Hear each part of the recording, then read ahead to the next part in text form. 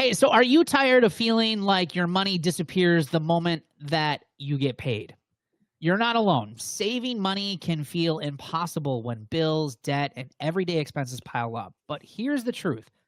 Building a habit of saving isn't just for people with extra cash lying around. It's for anyone ready to take control of their finances and create real freedom.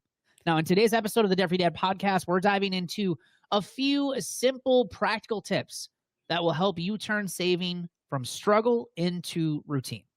Hey guys, welcome to today's show. I am Brett Nelson, founder of Debt Free Dad. I paid off about $45,000 of debt. I've been debt free now for more than 12 years. I've also helped thousands of other people save and pay off tens of millions of dollars with the work that we do here at Debt Free Dad. And I'm Chris Hawkins, and my wife and I started our financial journey 20 years ago in 2005, and it took us about 3 years to pay off just under $100,000 worth of debt, and we've been debt-free except for our house ever since. And I'm Kati Hatfield, and I am still on my journey to debt freedom. And in the last 6.5 years, I have paid off over $200,000 in debt, and that's all on a single income. And my name is Ryan Nelson. My wife and I paid off about $160,000 over 8 years while we were raising 3 kids.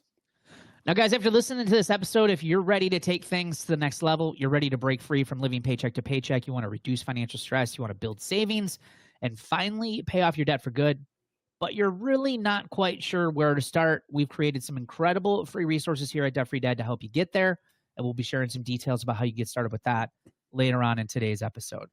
So guys, a very popular topic is saving, and I always tell people this when they start Roots or anyone that I really talk to about saving, because a lot of us are not really good savers, is that if I can learn to save, I feel like anyone can learn to save, because I was absolutely terrible at it. And admittedly, back when I was in debt, living paycheck to paycheck, I never really saw any real value in saving. All I was concentrated on was like, I got to pay off debt. I got to pay off debt. I got to pay off debt, which I did. But I didn't really quite understand how savings played a role in that. And then really how it plays a role in just your overall stress levels, your worry, your anxiety as it relates to your finances. And I think for a lot of people, especially when getting out of debt, they make the same mistake. Savings is a critical part of getting out of debt. I remember being a kid and we'd get an allowance from mom. I would have it spent in a second. I would be down at the store playing video games or just gone. And that whole mentality of saving, just the same thing. It just never really was a thing. Anytime I got planned tax returns or any of that stuff was as we got older, like I had that money spent 17 times and there was never really a thought of I should put away a little bit of this for this reason or that reason. And there's another thing that just pops my mind when we talk about this. There's an SNL skit talks about you shouldn't buy things you can't afford. Yeah. And there's this part in that skit where Steve Martin's like, and where do you get this saved money? And it just makes me laugh because I remember thinking that when I was younger, like, who has savings? Who has $3,000 saved? Nobody does that. Yeah. And I actually used to show that Saturday Night Live skit to my students when I was a teacher, just to kind of break the ice a little bit, make it a little humorous. And the funny thing about that skit is the book. Remember, there was a book in that skit. The book was 1 page long. Right. All right. And basically the message was stop buying stuff you can't afford. Right. All right. Brad, you kind of threw a monkey wrench in your little introduction there. Because to me, the number one way to build that habit, remember this is building a habit, by the way. It doesn't happen overnight.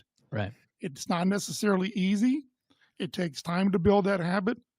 But for me, the easiest way to build the habit was to pay off debt. How much can I put towards this debt? How much can I put towards that debt? Now, sure, you want to have an emergency fund in place. But what I found is when I gamified it, and you've heard me talk about this before, is how can I find an extra $10, an extra $20? Can I have money left over in my gas envelope or my food envelope to put towards the next debt on the debt snowball? And so what I found is when I got out of debt, all of a sudden I had the habit of putting more money towards this debt, that debt, everywhere a debt. That was the point at which it became easier to save. Because now you go, what do I do with all this money? And I'd worked so hard for 3 years to get out of debt that became the mind shift change. I wasn't wanting to go out and spend everything that I got. It's not like, okay, I'm out of debt. What do I do all this now? Oh, well, let's go blow it. No. It's like I've developed a habit of paying debt off. now what's the next natural progression? So to me, paying off debt and saving kind of became hand in hand, if that makes sense. Yeah. Well, I don't think we're really ever taught I mean, obviously there's this general rule of thumb that you should save money. I think we can all agree with that. I think where a lot of us struggle with is that we're not really taught to save though. It's like it's spend, spend, spend. It's go into debt. It's payments, payments, payments. Why save up? Get it now. Right. And so I think a lot of people who struggle, especially me at first, when I was living paycheck to paycheck, I didn't see any value in really saving. Like, why would I save when I could easily just sign up for a payment that I could afford? But then at the same time, I'm dealing with a ton of financial stress on the back end because I'm trying to afford all these payments. But it wasn't until I built, like you brought up, Chris, that emergency fund. It wasn't until I built that where I realized like just having $1,000, $1,500, $2,000 in a savings account, how much stress relief I had. And that's not even that much really anymore. I mean, it doesn't take much to spend that kind of money, but just having that there. I mean, 63% of the American population can't handle a $500 emergency expense without going into debt right now. I think for a lot of people, it's just, we have this idea that we should save, but we're just not very good at it. We're terrible at it, actually. Yeah, when I was little, my mom, I feel like this is something that was on Oprah or one of those kind of shows growing up. And we had jars, like she got little jam jars or whatever. And we had to, like, if we got $10 for our allowance, we had to put $2 in savings and $1 in church and like $2 for fun. And then it was just like, okay, that's great. But when I can reach into the jar, there's a problem because that money just is sitting there. So she made us go to the bank and put it in an actual savings account because back then you had to write checks. That's how old I am. It took a lot of work to get that money out of the bank again. You couldn't just have it to spend whatever. I did my doctoral dissertation on what we should be teaching high school students about credit. Yeah. And as part of a dissertation, you have to sort of write a background history of what this particular study is important. And as part of my research, and if you go back to before the Great Depression, a lot of what was taught in school, it was this order. It was save, earn, spend in that order. And then, of course, after the Great Depression, after World War II, you get Keynesian economics. And I won't go into a big economic lesson here, but the idea of Keynesian economics was consumers need to spend money for the economy to continue to grow. Right. So it changed. It now became how to spend, how to earn, and how to save in that order. So save went from 1 to 3 on the list. And so, yes, we all know we're supposed to save, but it's not really stressed because what's been more important? Spending money. Because if you're a good American, you spend money to help the economy grow and everybody has a job and you can pat yourself on the back. Unfortunately, as we've seen, that doesn't really work well either. Yeah. Well, and I think, so that's what I would like to ask you guys. So how did you guys individually start creating more of a habit of saving in a society where we're taught we should save, but really we're told we should just spend, spend, spend? I didn't start saving until I joined Roots because I was like, I don't have any extra money. What am I supposed to put in my savings account if I don't have anything? So I had to learn it's okay to, if it's just $5 or $10 or $20, like just put something in there. And I remember automating 10% of my paycheck. As soon as it got deposited, it would automatically roll over 10% of my check into savings.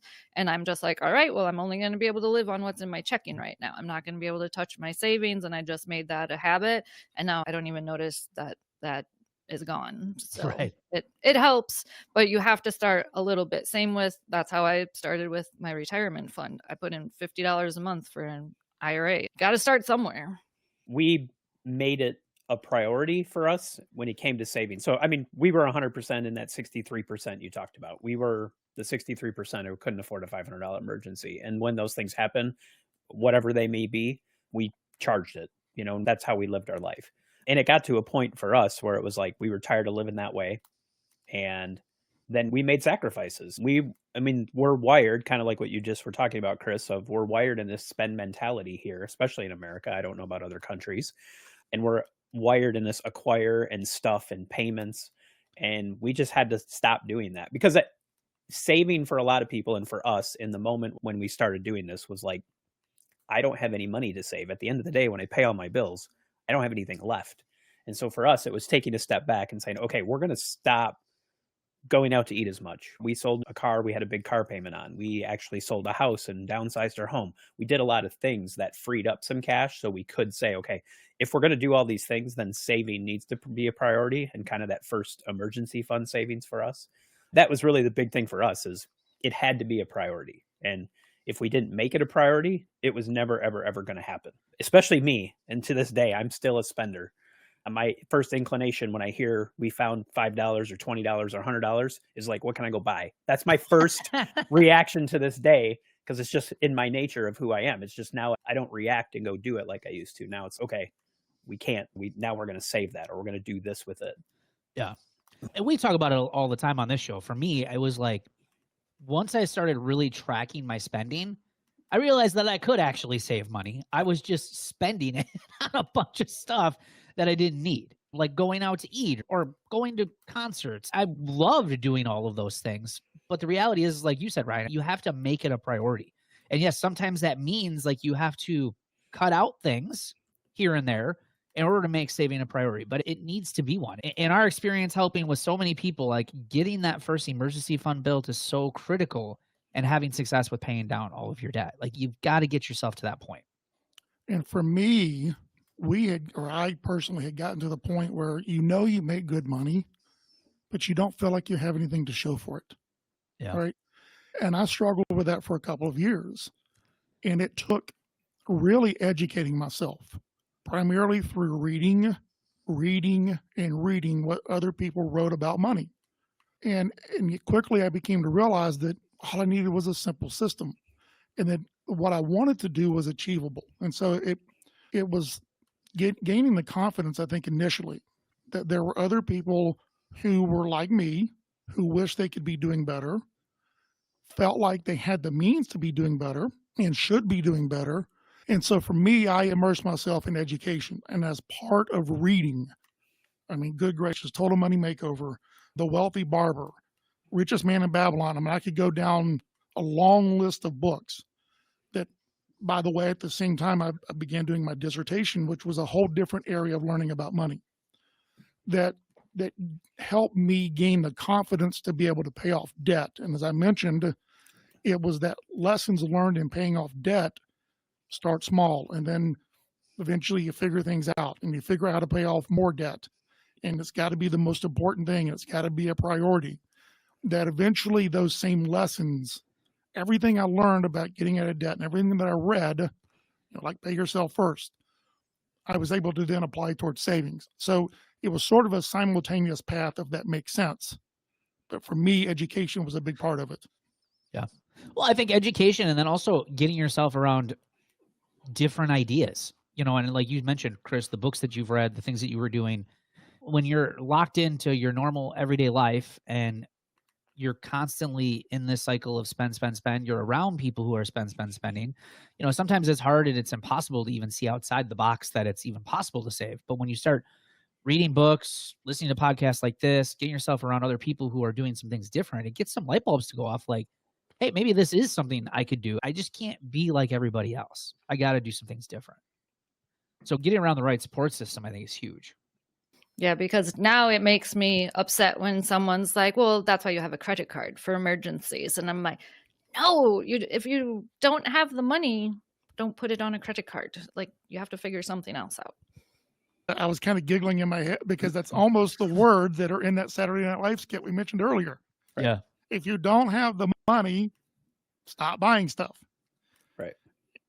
Yeah. The other thing I would say too, and this is important for us, is when we first started saving, is you haven't fixed yourself yet. So if you're going to start saving and you do a good job at it and you have $1,000 or $2,000 or $3,000 saved, the old spender in you is going to see that $1,000 or $2,000 or $3,000 and think, we have $1,000 or $2,000 or $3,000 to spend. Yeah, we do.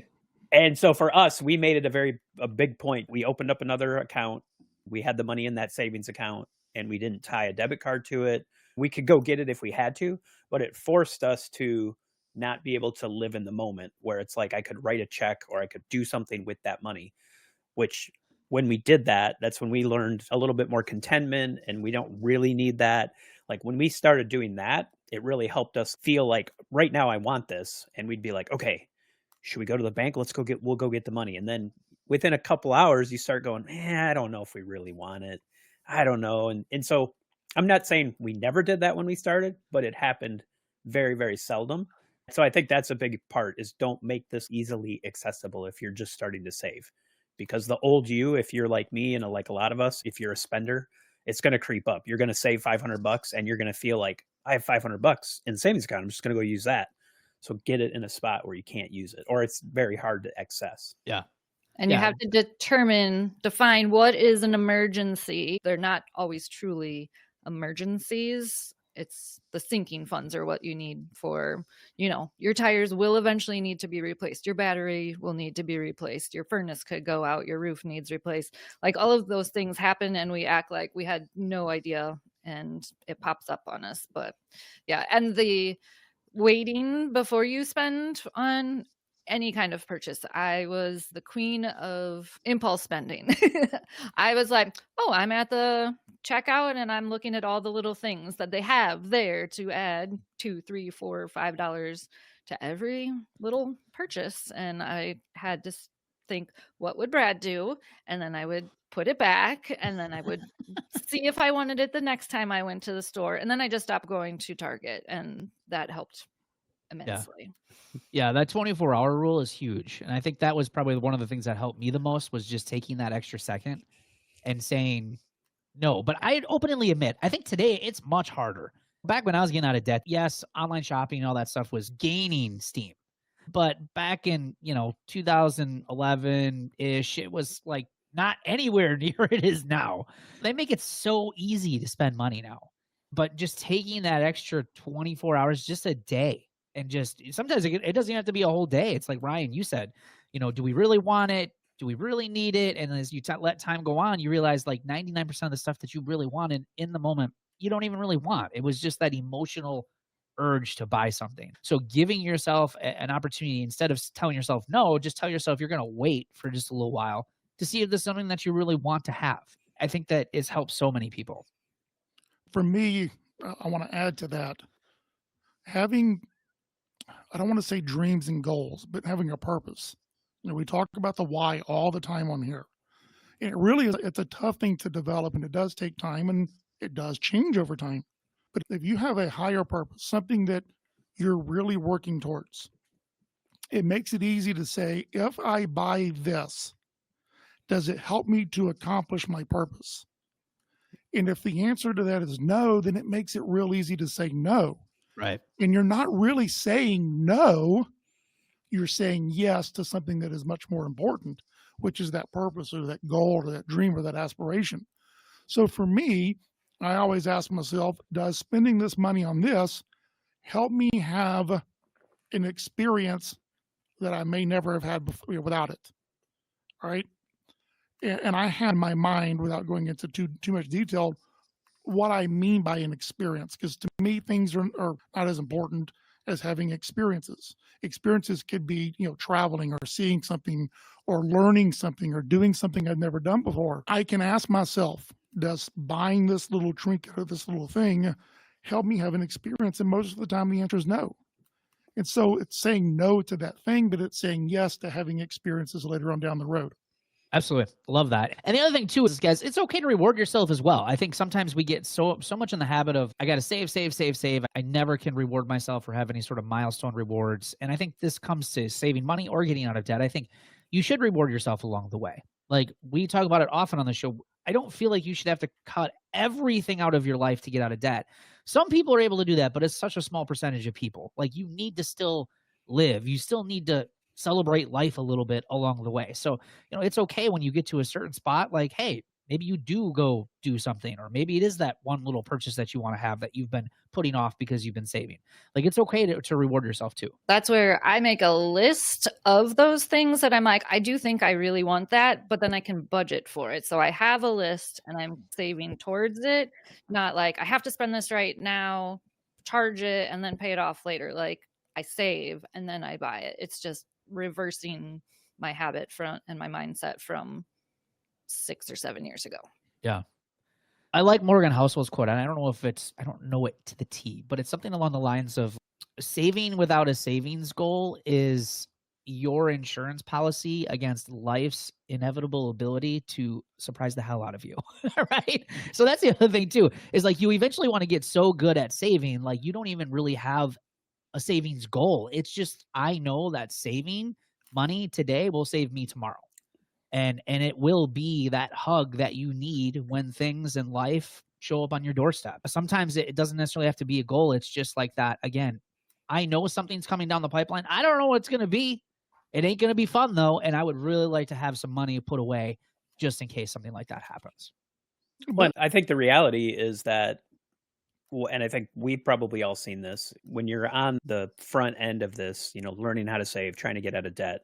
For me, it was about getting out of debt and saving money so I could buy cooler stuff. And I think there's a realization that happens along the way that most of that stuff that I wanted didn't make me happy. It was this happiness cycle that a lot of us get trapped into. It's like, this next cool thing I'm going to buy is going to make me happy. And so you get it, and then a day, a week, a month goes by, and then you're not happy. And then you're back out doing the next thing to give you that hit of dopamine of, this is going to make me happy. And you just keep doing that over and over. And I think what we've seen now is 90+% of the crap I used to buy didn't make me happy. Is there still stupid stuff I buy? Of course, but nowhere near what I used to, because I know now. And so what makes us happier now is we'll just save it. We're going to save money. We have our retirement goals and things like that, but we would rather just put it in savings. And if something comes down the road where we really want something, well, we have the money, but I'm not going to go just back into this mode of like, buy this thing to make me happy, knowing that I'm just fulfilling like something right now that I'm bored. And so I feel like doing this will make me happy, so just getting yourself out of that, you'll find that I think all of us probably would rather save money than just go buy stuff, because it's not as fulfilling as watching like a savings account and knowing, like you said, if something happens, I'm good. I don't have to panic and worry about it. Like when I lost my job a couple of years ago, that was scary. It sucked. I got laid off. And I see a lot of people on LinkedIn right now getting laid off, and they're like, I can't pay my bills. I don't know what to do. They're having to dive into retirement right away. And it's like, we didn't have to do any of that. And I would much rather have that than what a lot of these people are facing. I don't want to have a pile of bills in a house, and the first check I miss, I'm like, I can't make my payments. I don't want that life. That's the life I used to live. I don't want that again. And I'm going through that right now because not my regular job, but my side hustle, the company that I represented has been in business 32 years. And without any warning, 2-3 weeks ago, they just closed. No warning whatsoever. Just done. Ceased operations and left many hundreds, if not thousands of people with no income whatsoever. And it's just a shock. And I'm glad that, yes, I do have another job, so I don't have to go rushing into that. But now my day job is also having possible issues. So I'm like, I'm just looking at my savings going, I am so glad I have that. So I'm not stressed and I don't have to jump into something just to do something. I can take a step back, evaluate what I want to do. This is not the midlife crisis I was expecting to go through this year, but it's just like, what do I actually want to be when I grow up? Maybe I need to figure that out this year. Well, you're going to land well, regardless of what happens, because of the fact you've gone through this journey. And now you've set yourself up to be able to fight the fight, but you've also learned so much. And it's that learning that's going to pay off, I promise you, in some other form or fashion, regardless of where you land and what you do. Now, Brad, I do want to come back and piggyback on something you said, and that is the idea of saving because something negative is going to come up at some point. And that's certainly true, happens all the time. And really, I don't even notice it anymore. I wouldn't call it negative anymore. It's a blip and a change in the budget. Okay. We'll deal with it. But on the flip side, and this, I guess, is more for those of you who were maybe halfway through your journey, you've been doing the roots, so you've been listening to this podcast for a while, or maybe you've gotten to the point or you're about to get to the point where you're out of debt. And you're saying, okay, well, what can saving do for me? On the flip side, just having money in the bank that you have no idea what you're going to do with it down the road, but when an opportunity pops up, guess what? You got some money in the bank to take advantage of an opportunity that you never expected before. And that's just as equally as a cool feeling as it is paying off your last debt or being able to contribute to your 401k or your IRA for the first time. There's so many so many moments that continue on down the road, even after you get out of debt. So that's an encouragement for those of you who are beginning your journey, but also maybe some of you who are towards the middle who are getting ready to transition and think, what's next? There's so much more out there, and having money and savings creates opportunities. All right, guys, if you're ready to break free from living paycheck to paycheck, reduce financial stress, build savings, and finally pay off debt for good, but again, maybe you're not sure where to start, don't worry, we've got you covered. Simplify My Money is sent each Sunday to your email. Now, Simplify Your Money is a simple step-by-step roadmap to better financial control, and you're also going to learn easy-to-follow strategies to manage your money effectively. Stress-free money decisions that are going to help you simplify your financial life, and proven tips that actually work. And you're going to gain the tools and confidence to tackle your financial goals head on. Sign up for Simplify My Money by clicking on the link at the top of the show notes. Hey, we get that getting out of debt isn't easy, but with our help and hopefully with your consistency and discipline, we promise you guys this will be some of the best work that you guys do in your entire life. Thanks for joining us on today's show, and we will see you guys in the next episode.